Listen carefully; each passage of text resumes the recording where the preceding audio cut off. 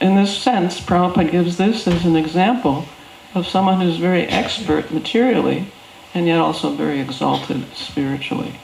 And that, I think, can be an inspiration to all of us, that whatever expertise we have, we can use in Krishna's service. It may appear material, but if it's used in Krishna's service, it's no longer material. It's something very wonderful. So we have to balance in our own lives, we have to balance our spiritual aspirations with our material responsibilities. And in that way we can have a strong, healthy trunk of this tree.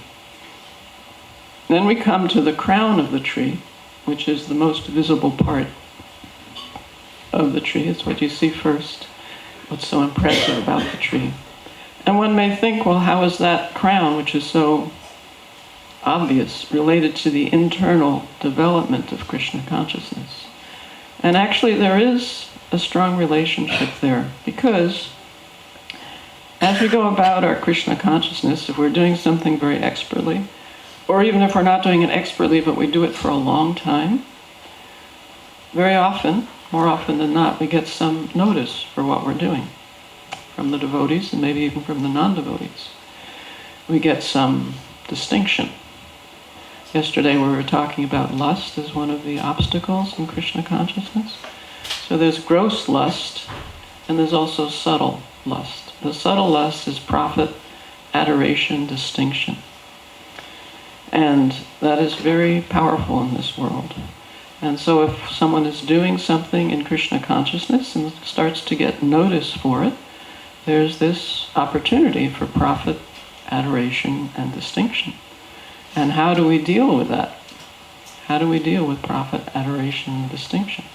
It can increase pride, it can increase false ego, which of course is very detrimental to our spiritual progress. I had a personal example of this, to give you a practical example. For the past 20 years, I've been writing about and speaking about the position of women in Krishna consciousness. To, of course, devotees. And a few months ago, 3-4 months ago, some young man in Miami, who was a writer, an up-and-coming writer, he decided to do an article about women in Krishna consciousness. And he contacted some devotees and finally contacted me. He actually came to my home and interviewed me. This was for The Guardian, which I hear is the largest newspaper in England. I don't know, is that true? Yeah, he's an American writing for the largest newspaper in England. He comes to my home and interviews me. And they published an article, Women in Krishna Consciousness. And then lo and behold, there's a picture of me, along with many other pictures in the newspaper. And then lo and behold, someone reads this and I start getting hate mail. Hare Krishna. From a devotee. He said, why are you bringing out our own personal subjects to the people at large? This is not to be done. We're supposed to decide these things within the Krishna consciousness movement. It shouldn't be broadcast. Not understanding at all that when a newspaper reporter wants to do an article, he'll interview whoever he can interview. If he doesn't interview me, he'll interview someone else. It's not that we came forward with the subject matter, rather we were approached by someone who had an interest in that subject. So in that way, very unexpectedly, you can be noticed. And if you don't have a mentality of service to Krishna, trying to please Krishna and his representatives, then that crown of the tree, which is so obvious, it's like beetles are eating it inside. And the crown can become unhealthy and actually wither up and die if we look for profit, adoration, and distinction in our service.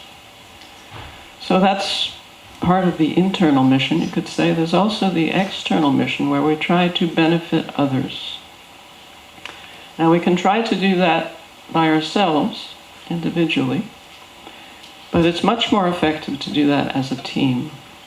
When Prabhupada arrived in New York, he was alone and he was struggling, and finally he got this storefront, 26 Second Avenue, and people came and became interested and devoted, and then he could do so much more through this teamwork. Back to Godhead magazines, they were mimeographing them, distributing them. Other people went to open temples in other places. So this teamwork will make it very available to us to benefit others with Krishna consciousness. And through teamwork, we can also see the different parts of the tree, the roots. Just like individually, although we're trying imperfectly to be Krishna conscious, we can have some respect for ourselves, but at least we're trying. We're trying to chant. We're getting up early. We're associating with devotees. So similarly, in a team, one of the essential elements of a team is respect. Each team member must respect the others. If one of the team members speak and another rolls their eyes, it's not going to be an effective team. There must be mutual respect in a team, and trust as well. There must be trust amongst the team members. Just like we should also within ourselves, as we individually try to prosecute Krishna consciousness. If we've given our word, to follow the regulative principles, to chant, then we should value that word. We should not minimize ever that word. It's a symptom of Kali Yuga that we give our word and then we say, well, I was young then. I was pressured by somebody else then. So we have to have also trust in ourselves, this one-pointed attention that yes, I will do this. I've given my word and it means something. So similarly in a team, there has to be this trust amongst the team members to be effective. Otherwise the team will be ineffective. And also, we were speaking yesterday about the need of balance in our lives. We don't want to do too much and become sick. We don't want to use Krishna consciousness as an excuse for lethargy. So similarly, this requires communication. What does my body need? What am I able to do? In a team also, there's a necessity for this teamwork, or this communication between the team members, so that they can function properly. Without this proper communication, then the team will not be as effective. We see in the Pandava Sena, you have a team of devotees who meet regularly and exchange.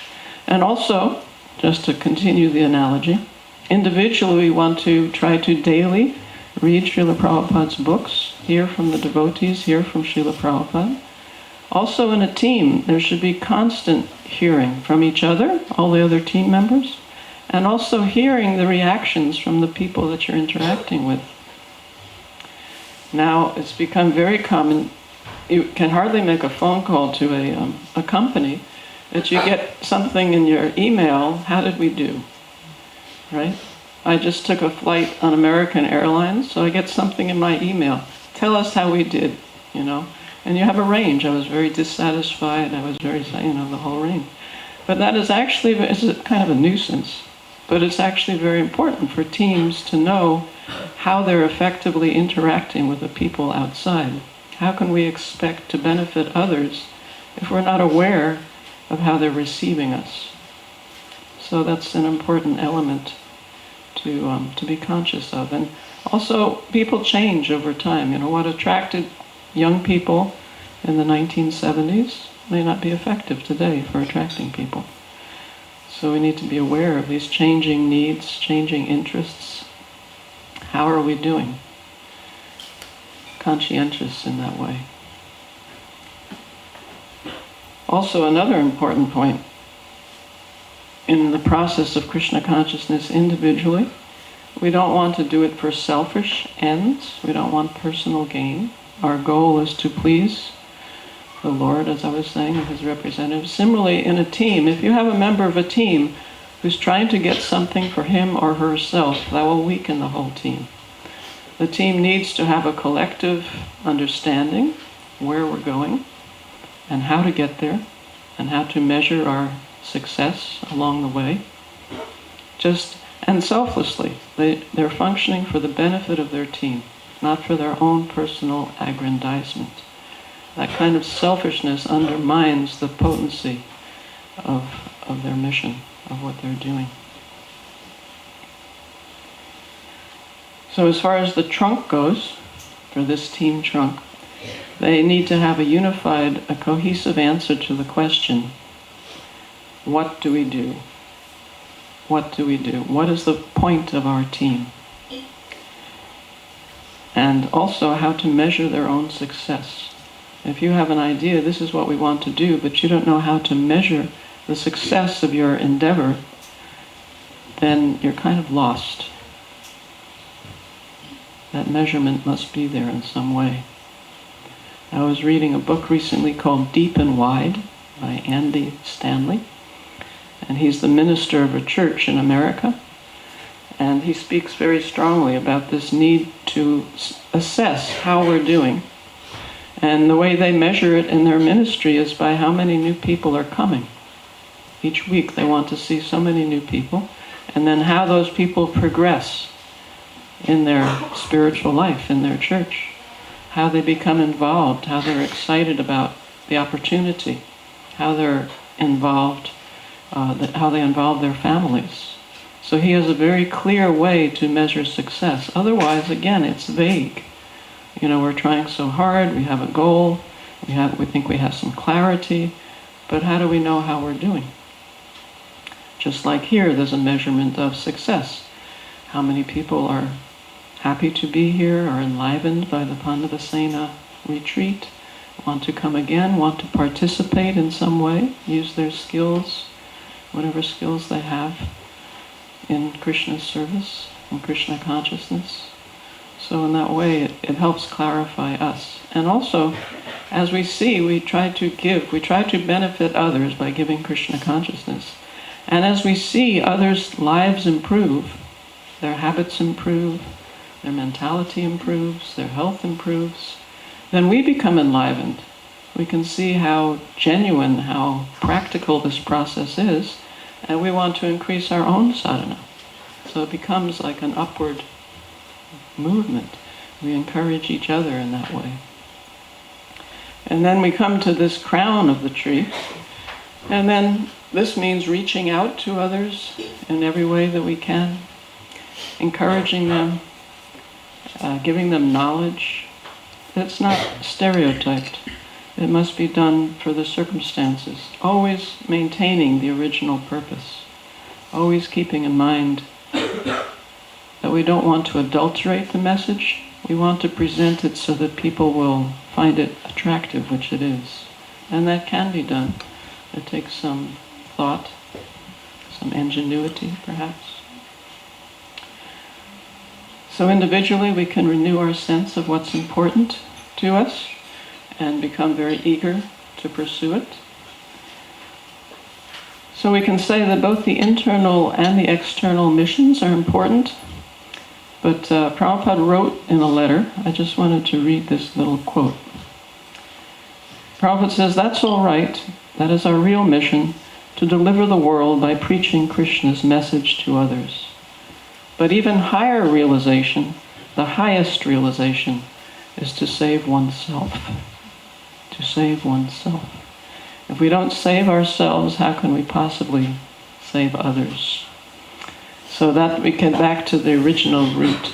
Those original roots must be very strong and healthy so that we can have the fortitude and the conviction and the eagerness to go out and do what we need to do to help save others.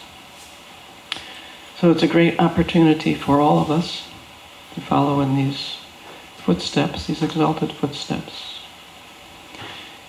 I would like to hear some reflections from you, just one point that you heard that struck you in some way from these few words that I've said.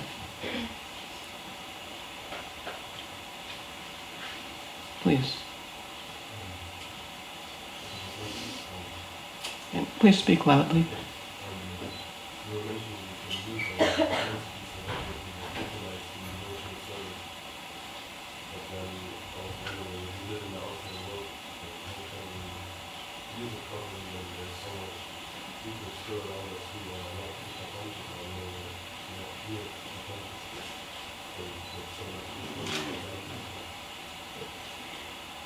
Did everyone hear the question?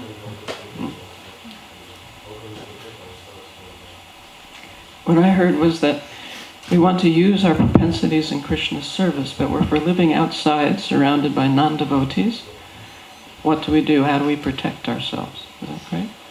So that's a very difficult situation. There's no question about it. We are very small, and the material energy is very powerful.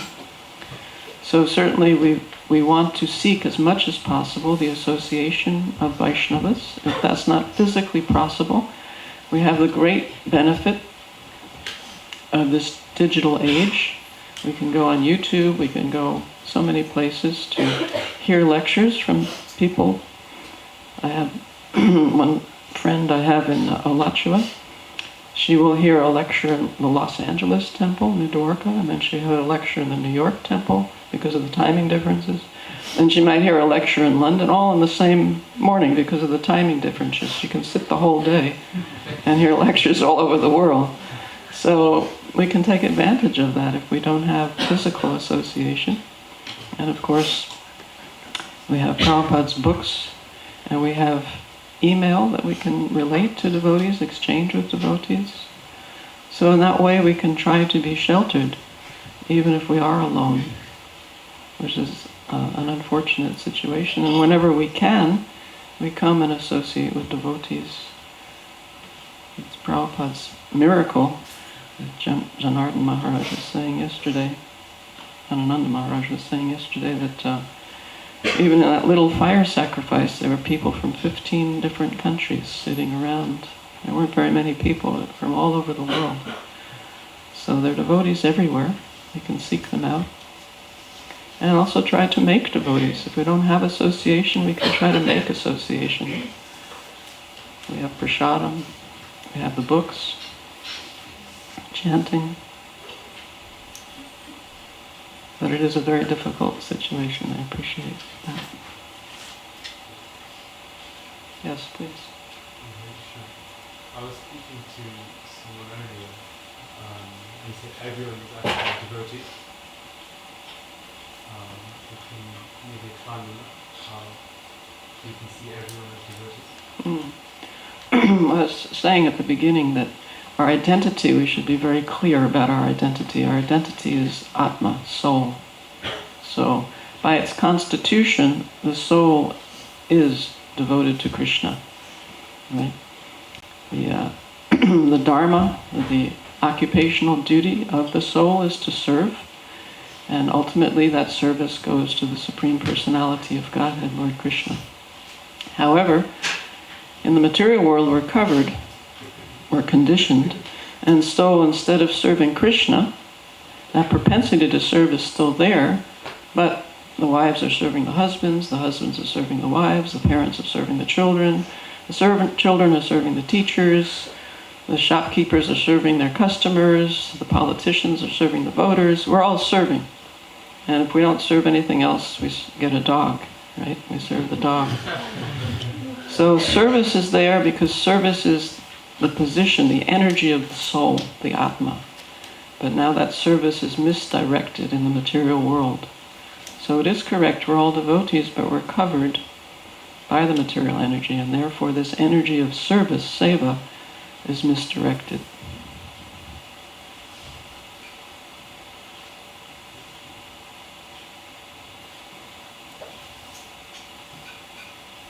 Oh, sorry. Just sharing something that you said about Raghunath Goswami about how he was externally and materialist, but internally very, very devotional, and then you mentioned the quality of Daksha, one of the lectures I really appreciate it. Thank you. Yes?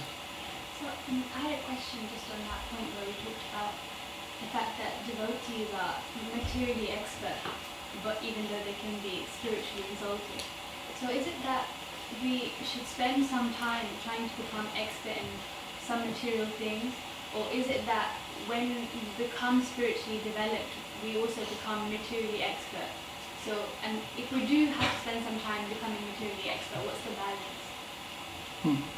Everyone heard the question? Oh, okay. I'll try to repeat it. You correct me if I get it wrong. So this is in relation to daksha, or expert. And the question is, as I understood it, was that we try to become expert and then use that expertise in Krishna consciousness? Or do we become Krishna conscious and then we become expert? Is that it? Okay. So in the example we gave of Raghunath Das Goswami, he was already very expert. He utilized his expertise in Krishna's service. I have a personal example that my husband, who was then my boyfriend, he was in college. He decided to do his master's thesis on the Hare Krishna people. So for that purpose, he went to India and he was photographing. He was majoring in photography. And then he got involved, he got initiated. A few years went by. The thesis was unfinished. So we were in Prabhupada's room in Calcutta, and he asked Prabhupada, should I go back and finish my thesis and get my MA or whatever? And Prabhupada's question was, how long will it take? That was important to him. How long will it take? So because he was halfway through or more than halfway through, he said, just a few months. And Prabhupada said, yes, then go back and get it. But that's different that if you're, so I don't think there's a rote answer for that.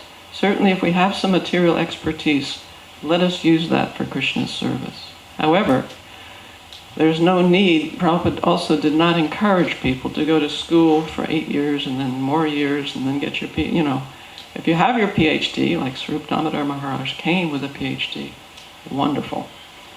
Talk to the scientists, explain that life comes from life does not come.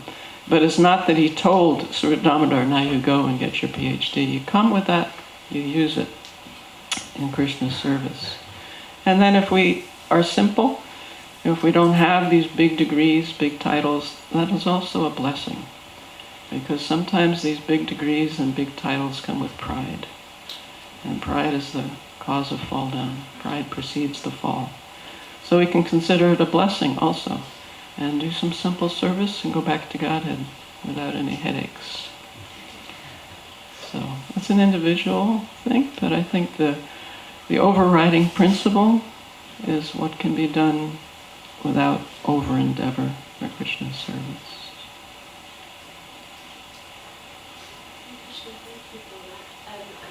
Following on from what you just said,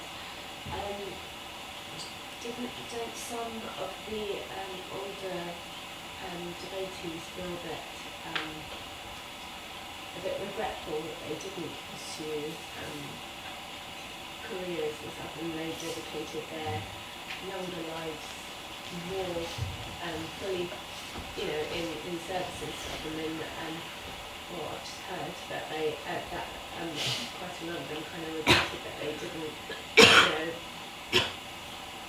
work a bit more in the world, and now that they feel that all their younger years they dedicated to Krishna consciousness, and then later on they kind of regretted it, and they're kind of left with starting from the bottom roles and trying to get somewhere and build a life or something. Everyone heard that? No. Okay, I'll try to repeat it. You please correct me. So the question is that perhaps some devotees that came as young people and threw themselves into Krishna consciousness, some service for Krishna, later on they regret not having some profession, perhaps, not having gone to school and got some profession, and they look back at the younger years as a mistake.